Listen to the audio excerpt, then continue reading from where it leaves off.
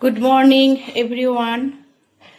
আর সকাল সকাল ঘুম থেকে উঠে সমস্ত বাসি কাজ সেরে পুজো টুজো সেরে আমি রান্নাঘরে ঢুকে গেছি। আমি রান্নাঘরে ঢুকে চা করে সবাইকে দিয়ে নিজেও খেয়েছি, খেয়ে আমি রান্না করতে চলে এসেছি।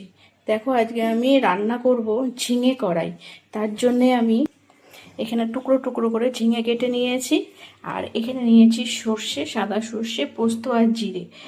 আর এই দিয়ে আমি বানাবো হচ্ছে ঝিঙে কড়াই। তা কেমন করে বানাই তোমাদের দেখাচ্ছি। আমি মিক্সিতে বাটছি না, আমি হাতেই শিলনোড়ায় বাটবো।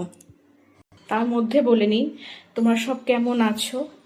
আমি খুব ভালো আছি ভগবানের আশীর্বাদ। কিন্তু একটু গরম পড়ছে বলে খুব অসুস্থই হচ্ছে, এটাই, আর কিছুই নয়। তা আমাকে কমেন্ট করে কিন্তু জানিও। আর আমি ঝিঙে কড়াইটা কেমন করে করছি তোমরা দেখো। পোস্ত, সর্ষে আর জিরে আমার বাটা হয়ে গেছে। এবার আমি একটা কড়াই নিয়েছি, কড়াই নিয়ে আমি ঝিঙেগুলো ওর মধ্যে দিয়ে দেবো। তারপরে দিয়ে দেবো মশলাগুলো দিয়ে দিয়েছি এক এক করে। এবার পরিমাণ মতো নুন আর পরিমাণ মতো হলুদ, আর হচ্ছে দেব সর্ষের তেল, আর দেবো একটু চিনি,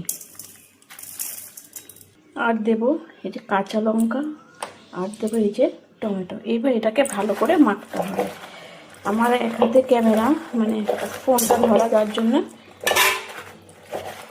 এটাকে সুন্দর করে ভালো করে মাখতে হবে। তারপরে দেবো শিলপাটা ধোয়া পোস্ত আর ওই সর্ষে আর জিরে, ওই জলটা, মানে শিলপাটা ধোয়া জল। এইবার এটা কড়াইটা উনুনে বসিয়ে দেবো।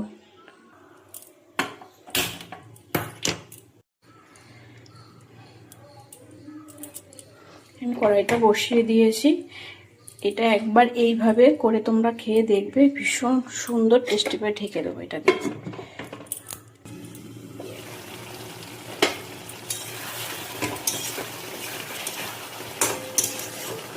কত সুন্দর হয়েছে, আরও এটা শুকাবে।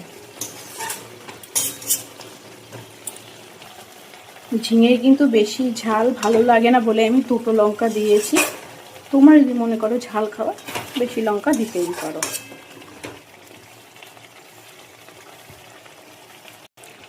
হয়ে গেল আমার ঝিঙে কড়াই। এই যে এই ঝোলটা দেখতে, কিন্তু নামিয়ে ফেললে ঠান্ডা হয়ে গেলে শুকিয়ে যাবে, এর জন্য একটুখানি এইভাবে নামাবো আমি। হয়ে গেল আমার ঝিঙে কড়াই। এইভাবে করে খাবে, ভীষণ সুন্দর।